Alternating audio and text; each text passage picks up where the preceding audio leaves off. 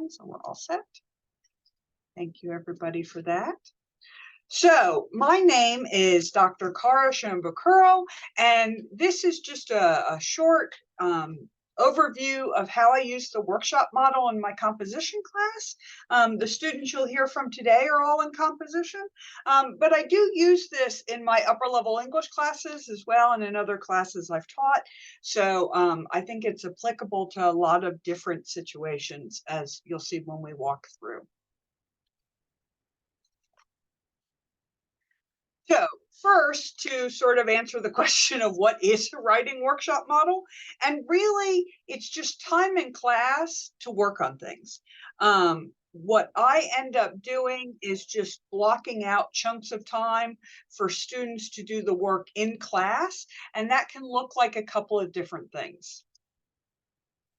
For me, the reason this is important, and my students have all heard me say this, is if it's important for my students to learn something, then it's important that I see that they learn it.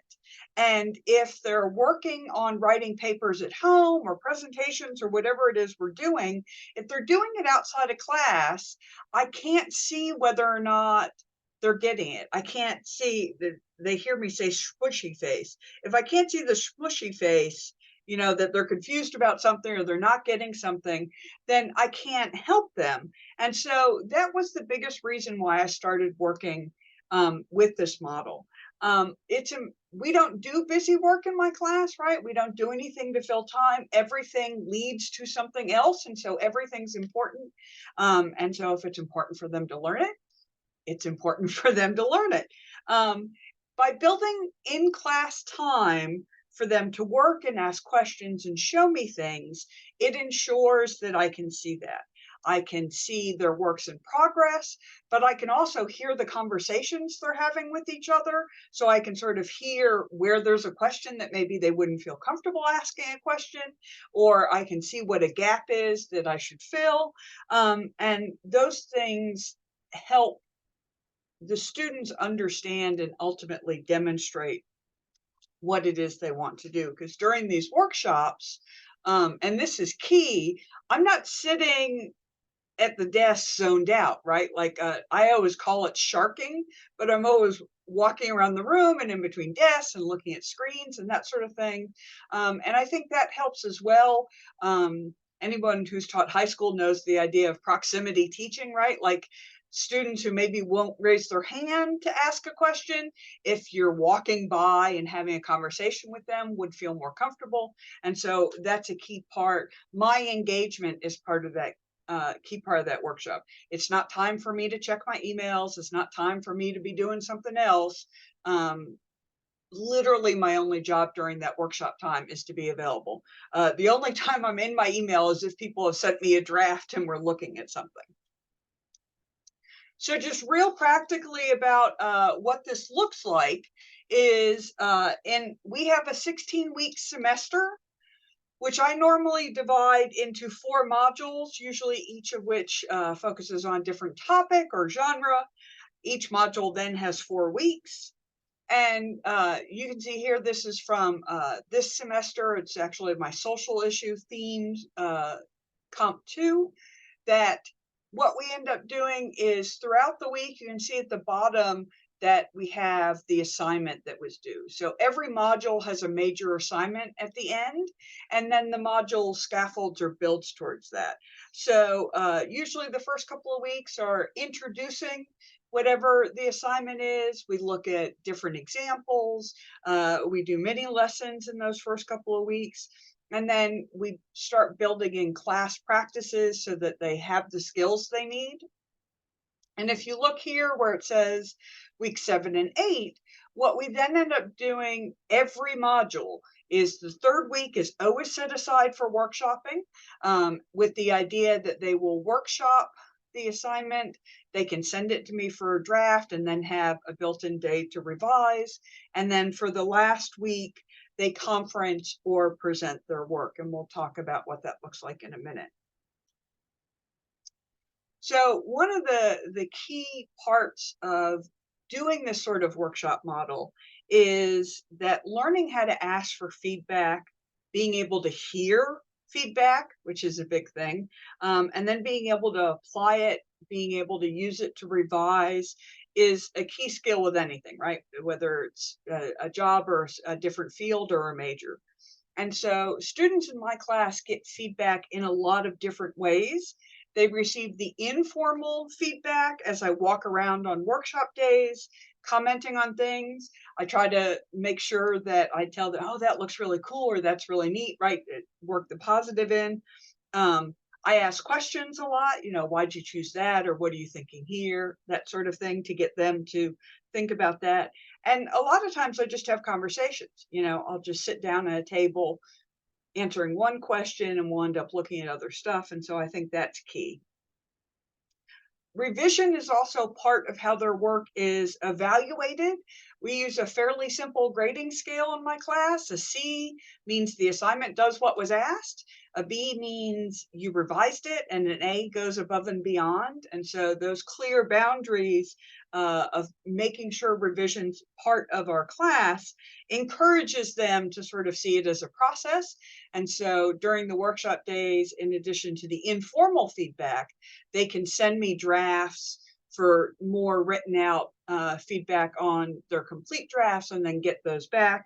And then they'll have the time in class to revise or, I always tell them if you're not sure how to fix something or how to apply the feedback, let me know and we can sit down. I'll steal their computer and, type out a sentence like this is what that looks like to help them out. They also even though our classrooms are set up in rows, I often have them pod them up. So they put the two tables together. And so throughout the semester, they get informal feedback from their classmates. They have conversations about what they're working on and they share their work, which is often very helpful. So the last week of the module is set aside for conferencing. And what they do is students come up with their work whenever they're ready. On a Monday, Wednesday, Friday class, I tell them if you're ready Monday, great. If you're not ready till Wednesday, that's fine. If you're not ready till Friday, right? That there's no pressure. That whole week of either a Monday, Wednesday, Friday, or a Tuesday, Thursday class is blocked out. And this is actually a screenshot of what their assignment guidelines look like. So that what they get in the first week of the module. So this has the minimum requirements on it to refer back to that grading scale. I sit up front. I put a chair next to the desk. They bring their laptop or tablet or phone or today students were presenting posters. So I had quite a few huge poster boards that students brought into class that are currently decorating my office. They present it to me. And really what the conversation is it is a conversation. They present their work like I would with any of my peers, right? Or anyone who's been part of a writing group. I ask questions like, oh, I really like this, or oh, can you explain to me, like, why'd you do this, or why is it in this order, or, is that the best piece of evidence? And they take notes on that feedback because responding to that feedback is part of the last step, which is that they write me a reflection memo. And you can see from this screen, it tells them specifically what to reflect on. Each assignment is similar but slightly different. So for example, the reflection for this assignment that they're conferencing on this week and next in my different classes asks how it builds on what we've done before, right? Because we're coming up at the end of the semester. So the reflection is usually about process and strengths, but it's a little different for each assignment.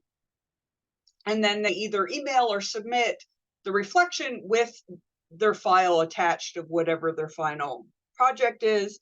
And then the very last thing is what grade they think it earns and why. I tell the students this the first time we do it. I don't have to fight with students. While I reserve the right to not give them the grade, I tell them don't turn in something that doesn't do what was asked and tell me it's an A because you turned it in, right? So I don't have any of those problems. Jim, to answer your question, most of the students do not come up on Friday. It's fairly evenly spaced out depending on the days. Some students, one of the things students have said they like, and we can ask the students next when we talk to them, but a lot of them like the flexibility, right? So if they have heavy projects due earlier in that week, they might do it in the middle, or if they want to get it done at the beginning of the week, right? So it doesn't matter to me. There's not a sign up sheet. It's literally I sit in the front of the room and they come up whenever they're ready. So I don't end up with them all on one day or anything like that. They sort of self-space each other out because they all have different needs. And so that's how I design and sort of envision how the workshops and great conferencing runs. And that's real close to the practical. But really what I wanted this presentation to do for Undergraduate Research Week is I wanted you to hear from students. And so the students you're going to hear from are from different composition classes. This semester, I have a composition 2 that's themed around feminist horror. So we have a couple of students from there. And then I have 2 sections of a composition 2 class that's themed around social issues. And we use the UN 17 Sustainable Goals as our focus. We also have a mix of age ranges with students. We also have a mix of some students had me last semester, so they were used to the workshop and grade conferencing model. And for some of them, it was a brand new idea. So that learning curve is always interesting. And we have a wide variety of majors represented, right? So I didn't just ask the English majors and sort of stack the deck in my favor. So what I asked the students to do is to think about these questions that I have on the screen, and I'm going to open it up to them to answer it. And we said we would just sort of round robin around. So what I'm going to do is I'm going to start with Terry, and then Terry, when you finish answering the first question, if you'll just call on the next person, and we'll just go around till we're finished, and I'll sort of pop up if I need to, but we'll do this until we have all the questions answered. So Terry, go ahead. Hi, everyone. I'm Terry. Okay, so as far as the workshops in class, I think that they are very helpful leading up to the assignment, because although I have things on my own that I can apply, it's all about learning and applying new things to feedback from students and teachers. Well, and my teacher also. So next. Val, you're the next on my screen. You want to? Sure, yeah. My name is Val, and what I personally like about the workshops is that you're seeing your progress throughout. Like whatever you did on Monday, it's different what you do on Wednesday. And I like to chat with my classmates, so I like to go around and see what they've worked on. And then I love going up to our professor and going up like I feel like I'm lacking here, and I feel like my strong point is here. So having workshops really develops and creates structure. And it's like you find better formats for your assignments. So that's why I like doing the workshops. And it's a week long, so you can kind of bounce ideas from like other people too, not just the students, but like if you have family members that like to hear what you're doing in your classes, I do that as well. I take advantage of that time that I have free. Cash.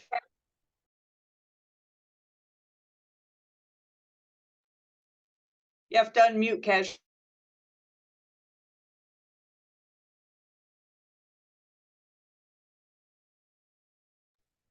Okay, can you hear me? Okay, am I answering the question of what I think of conferencing or workshops? workshops. Okay, so workshops are great because you have that in-class time that I kind of need that structure to be like, okay, I have this class today and I can get work done here. Like I don't have to stress about finding time outside of the class to do my work. And I'm also able to get a better understanding as I'm doing my work of what I'm doing. If I have a question, my professor is always there to help any question answered. Like it's great. And also I like to talk to my classmates too and say, hey, what are you doing? Because we also are able to get a better understanding of like each other and what we're doing, give you more ideas. And yeah, they last a week, so it's like I don't feel stressed or pressured to have everything done on this one day. So I just think that that's great, especially being a college student, because we have so many other things we're doing outside the classroom, and it gives you time to say, this time is to work, and you have help, and you're not by yourself. Yeah, you can understand what you're doing. Kashmir also gave me the other week when we were talking about this, the best line that I'm going to steal. I was going to wait to see if she mentioned it. Was she said the workshop weeks were like office hours, but I bring the office hours to them, which I thought was a really neat way to think of the concept. So I wanted to share that. Kimura? Yes, I believe that the workshops, they're very helpful, especially like when it comes to like time management. I feel like I could just manage my time like so much better, and everything is just like stretched out to where like I could get my work done one day, or I could just start my work one day without like feeling stressed or anything. Like I know I could get it done the next session. And yeah, it's just very great and I really enjoy them.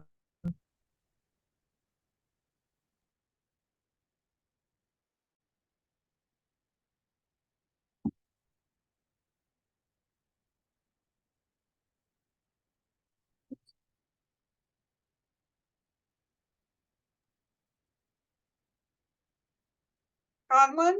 Can you hear us? Yeah, is my mic working?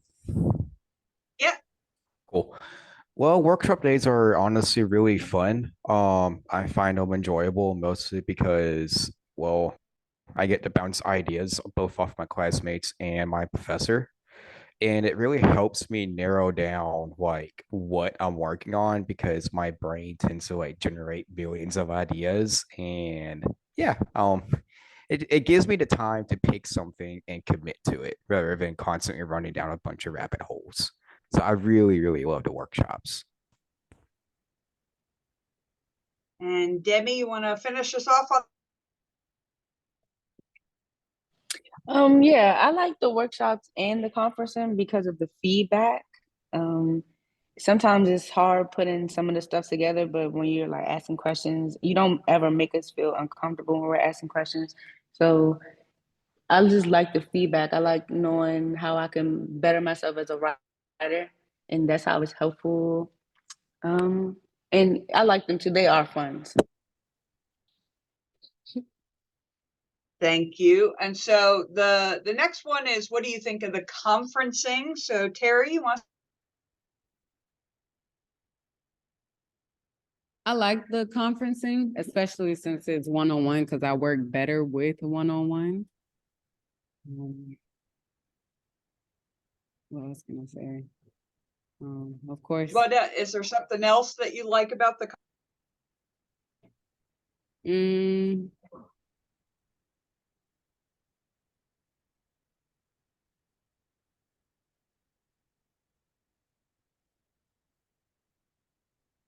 Sorry, I'm kind of stuck right now.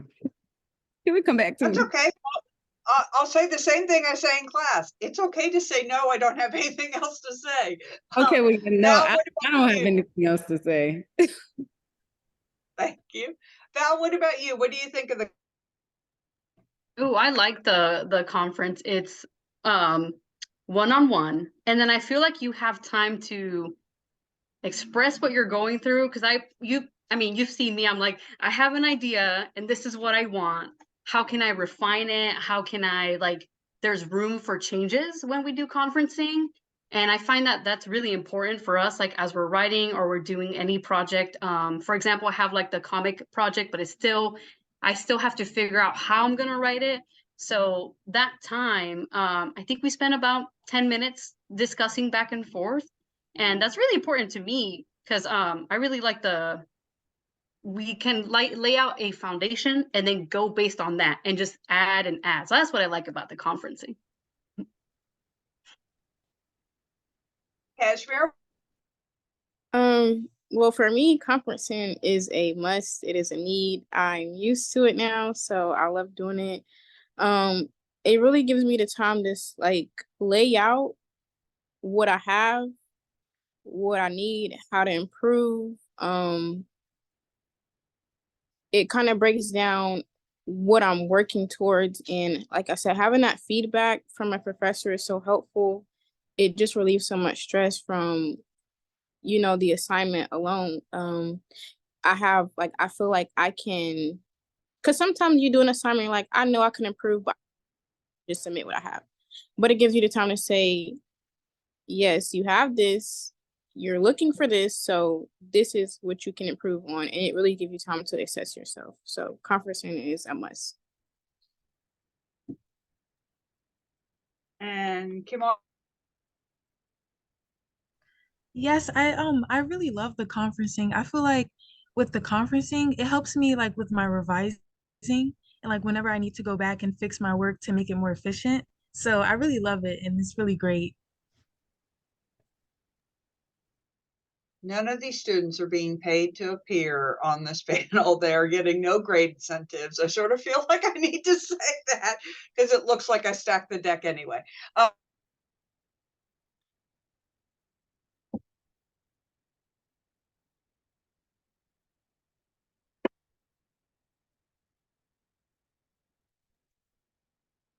Colin, you're Yeah, the conferencing is honestly my favorite part of all of this because it gives me the ability to look at what I have and find the inaccuracies and everything and have a constructive way to fix the inaccuracies rather than just being turned loose and being told, go find a way to fix it, which is what I'm very much used to. And so I'm still adjusting to the conferencing structure, but it's honestly a really nice addiction to the classroom because it makes it easier to like not necessarily edit, but put things into perspective, which is honestly really helpful. and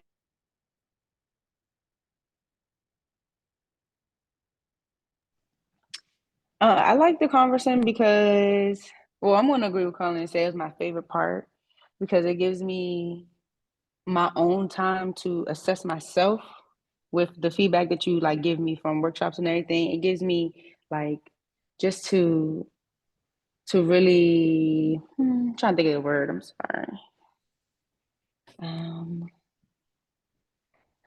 Just to get like a better understanding of what I'm trying to say. Like it just helps me better word and get through my opinion and how you format it, like from A, B, C. Like C is you met it, but you didn't do as much. B is you answered the prompt, you did this, but A is you went above and beyond. It just lets me know where I am and how I can get to above and beyond. So that's it.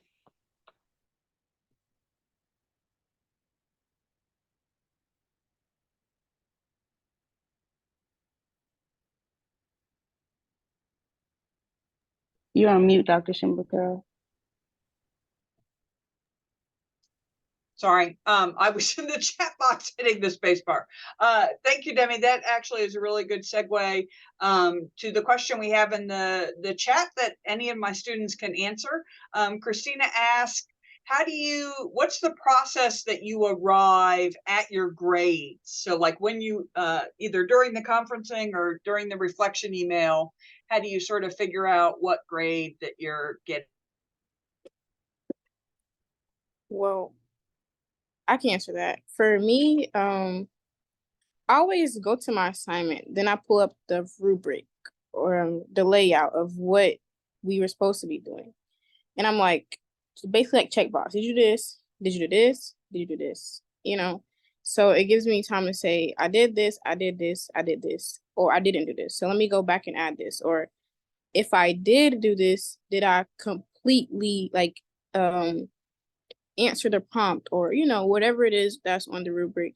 So it's a way to go back and say, do I want to C, do I want to B, or do I want to A? And which one am I at right now with what I have done? So yeah. Anyone else want to add anything to that about how they come up with their grades, either in the conferencing or in the reflection? I'll add to that.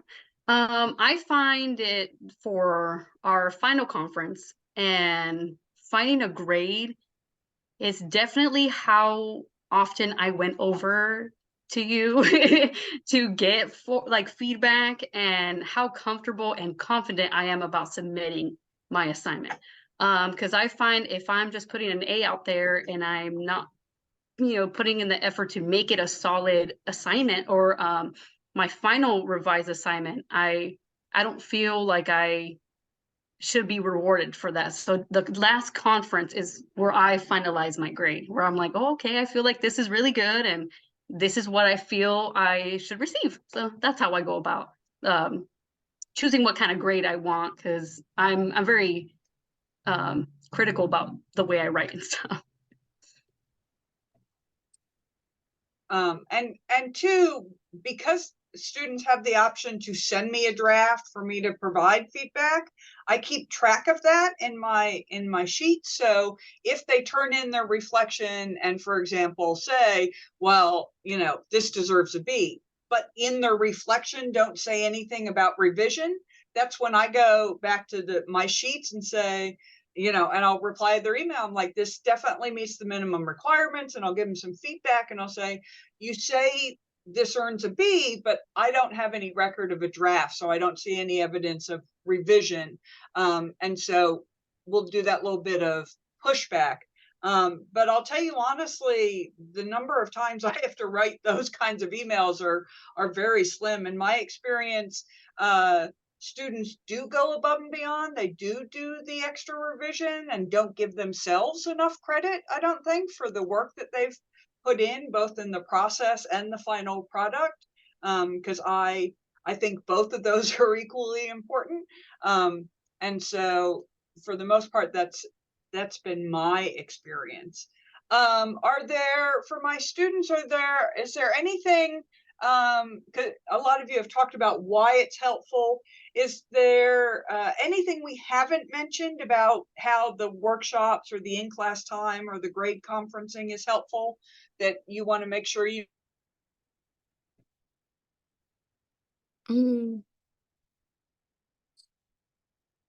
Well, I just want to say that I am an aviation science major, so that can be a lot of work, a lot of stress, a lot of time. And it's not, also being a college student, you're kind of expected to be self independent in a way where you don't have a teacher. These are professors.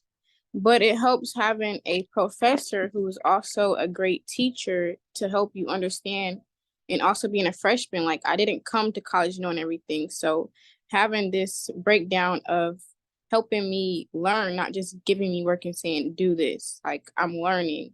I still have get that peer engagement, because you're not like, in this class, not other classes, but this class, I get to be around peers and speak to them and talk to them about what they're doing. And it feels like the class where you're comfortable is going for 50 minutes or an hour or whatever, however much time you're in here, and saying, yeah, I want to ask you about this. I know we're doing this, but I don't understand. And it's just a safe space, and you learn. Like I actually learn in here. I don't just come here and ready to leave soon as the time hits the clock. So yeah, I would like to say that. Thank you. Anybody else have anything else they want to share that we haven't covered about why this approach is helpful in class?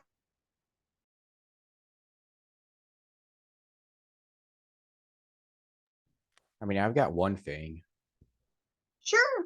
Go ahead. I feel like this helps a lot with providing context and stuff, because I feel that's what we miss a lot with other structures, is that it's easy to miss context. And so using the workshop and everything, it makes it really, really easy to identify the context of stuff.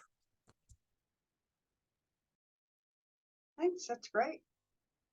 Anyone else before we move to the next thing? Yeah, I just wanted to add to that as well is the fact that the setup of having workshops, conferencing, and then like our final reflection. That's really important for all of us, because I feel from like previous classes that I've had, we've just had it's just start to finish. There's no real in between. And I feel like that's really important to have like the structure and almost like a guide. So, you know, a guide to get to the grade that we want overall, that is super, super important, super exciting. Thank you.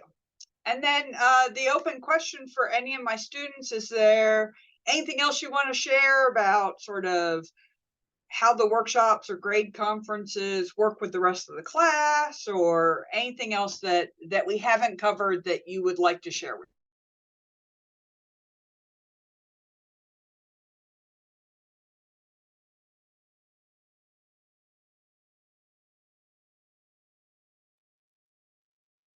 Okay. So the last thing we have is to open it up to the people that attended. I know we've answered a couple of questions, but see if there are any other questions that anyone wants to ask either me or the students about how this works.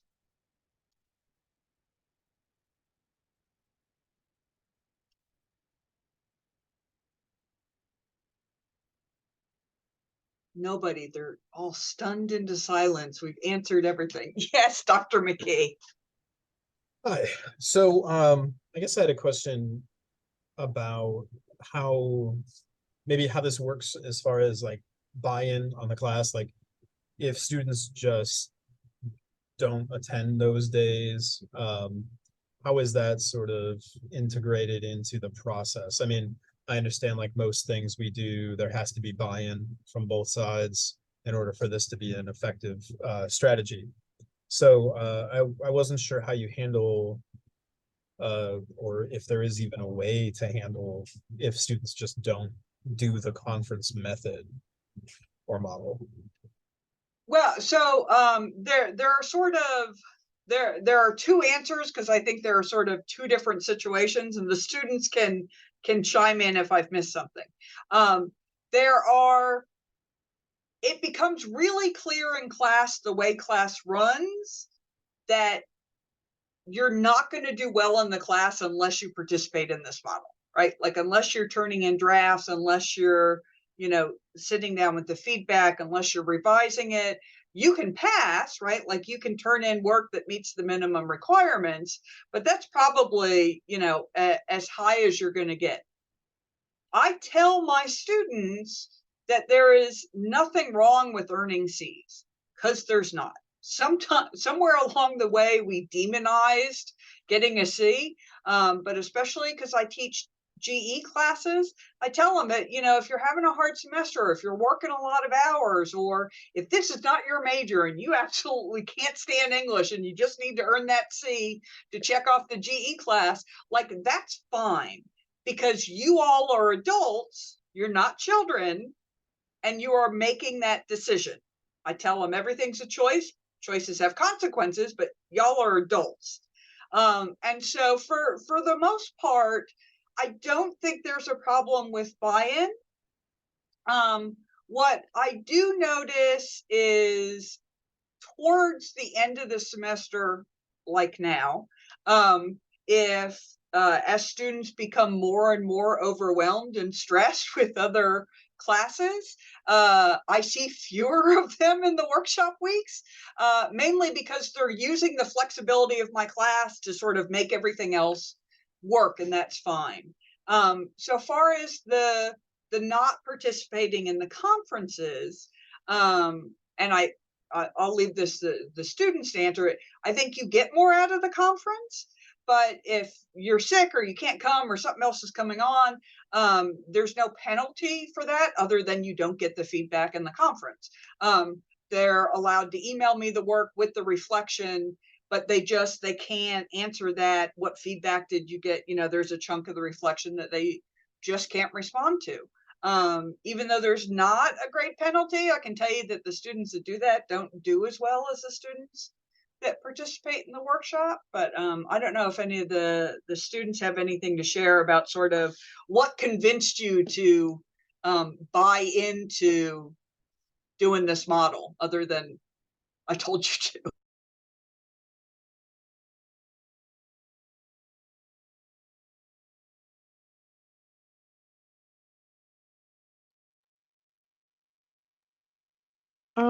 I would say that it's easier on us if we follow the model. If you follow workshop, if you follow conferencing, if you get feedback, if you revise, it just helps you. You know, it helps you way more than if you are doing it on your own, and you might know what you're doing, but there might also be ways you can improve whatever you're submitting or your work or your assignment. So, I mean, you have to be, well, not this class, but you should be in class whenever you can anyway. So you might as well take advantage of the help you're receiving. Everyone needs help sometimes, and I'm not going to refuse help if it's offered, and the professor is willing to say, I am a professor, but I'm also here to help you wherever you need help. That's great. And that's also why I chose to take this class with a certain professor again. So yeah.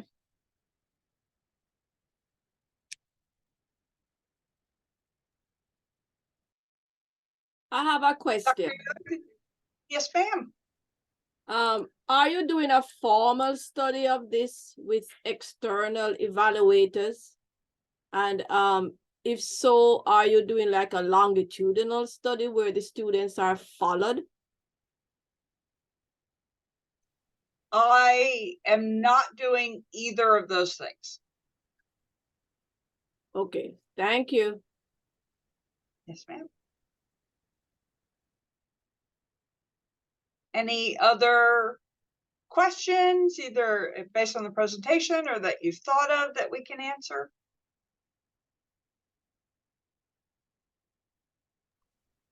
So just kind of clarifying for my own selfishness, it seems like this works on a 4-week model. You teach for 2 weeks, you teach the concept, the idea, the narrative, whatever, and then the students kind of know what's coming. You've got that all laid out.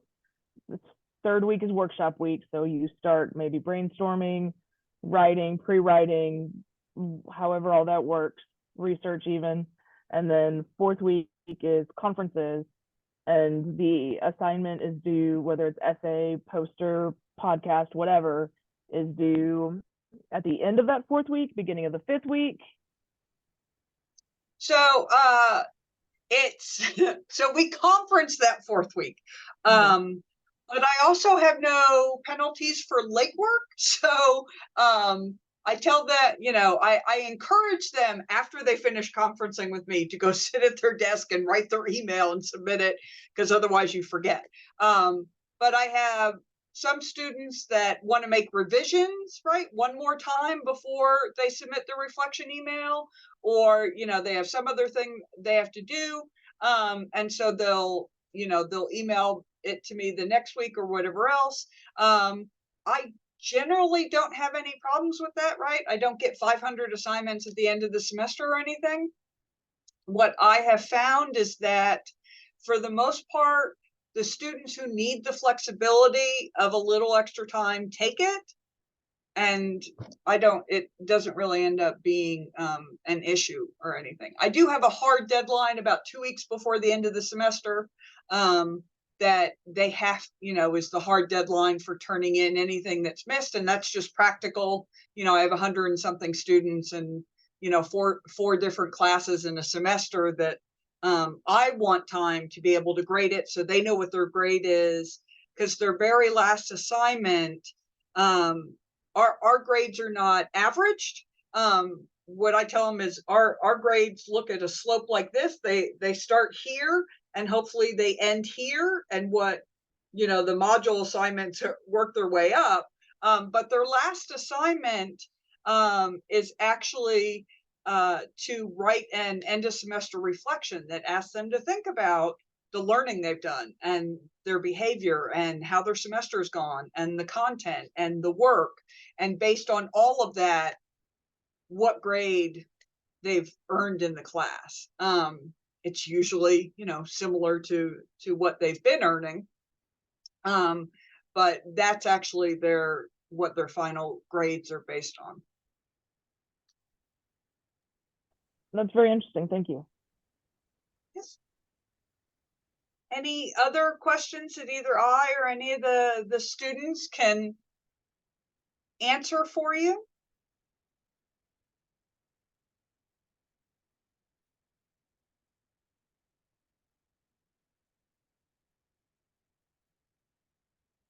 I'm a big fan of wait time. Actually, I do have another question. Yeah. If I remember correctly, just kind of our relationship on Twitter, you follow the ungrading kind of policies, correct? Correct. Okay.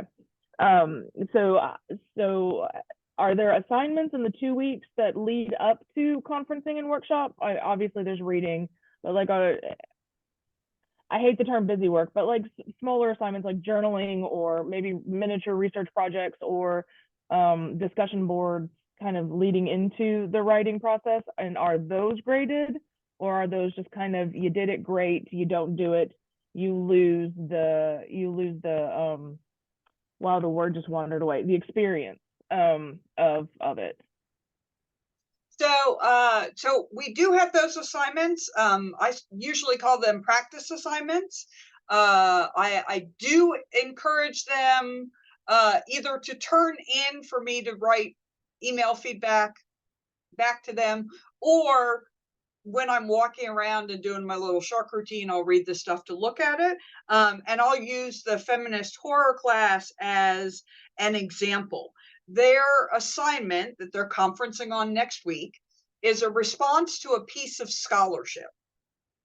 And so what we started our module with is we watched as a class the Horror Noir documentary to provide a model of sort of how you can, you know, interact with and respond to scholarship. And then to focus on that, we had studied Final Girls before, but the movie we watched in class was Alien versus Predator. So we could specifically talk about how a Black Final Girl was different from, like, say, Nancy in Nightmare on Elm Street. And so we had that class discussion. And then they all read the introduction to Dr. Robin Means Coleman's book, Horror Noir, that the documentary is based on. And what we did with the introduction is we went through and modeled the steps that their scholarship response needs to do. So they had to identify what Dr. Coleman's argument was. And then we walked through, well, what's evidence of how she supports that argument? And then, do you agree or disagree? And then, why do you agree or disagree, right? And so whether or not they're choosing to do posters or podcasts, or I keep telling them I want a puppet show that has the scholars and then them talking together, right? Nobody's done it so far, but I keep hoping. But regardless of whatever format they choose, those are the minimum requirements. And so we walk through them in class. I put them on the board. They put them in their notes. And so we have practice assignments like that that are both whole group things, but, you know, their first assignment in all my classes was to write a definition paragraph, right? And so we walked through, we talked about, they turned in practice summary paragraphs of sources, and then they turned in practice synthesis paragraphs of sources. So there's no set number. They're not graded. It is just for feedback. But what what I try to do is look at what the skills are that the final assignment requires, and then backtrack and scaffold those either through the whole class discussions and practice that we do as a class, or the smaller practice assignments. Okay, that's great. Thank you. Yeah. Jim, did you have a question earlier?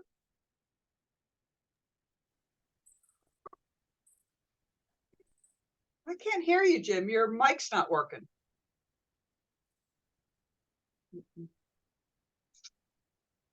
I think it's because you have your earphones in.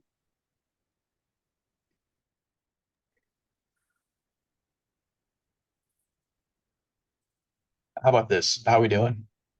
Go. Okay. I'm still learning. No, and even worse, I don't really have a question. You already answered. It was about Friday. It was, don't they all show up Okay. on Friday? Because you get 25 students on Friday and nobody on Monday. You said no. Yeah.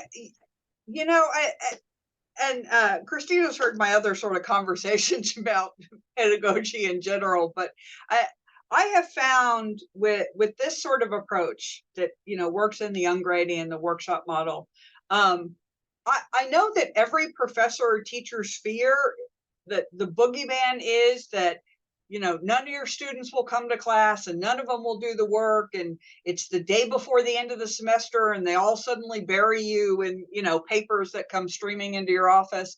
And I've been doing this for years. I've done it for 4 years here. I did it in high school when I was finishing high school. And before that, I have never had that happen. I just, it just doesn't happen. They, you know, the students use the time for what they need to use the time for. And, you know, I think it's amazing that when you treat a group of adults like a group of adults, and then model for them, you know, that I don't make them feel bad if they don't have their work done, or, you know, if there's not a draft, like, they're adults, that's their choice. I'm here if you need the help. Here's how the model is built to help you. But it's, you know, they're adult people. It's up to them to make those choices. So That's interesting. I've never had the boogeyman appear. I get clusters. It's not always Friday, but I get like one semester, like for whatever reason, Monday's the day. People want Monday, and then another semester, like this semester right now, Wednesday's the day. I no idea, but yeah, so I'm good with it. Is there anything else either I or the students can answer for anybody? Do any of my students have any last thoughts or things they want to share?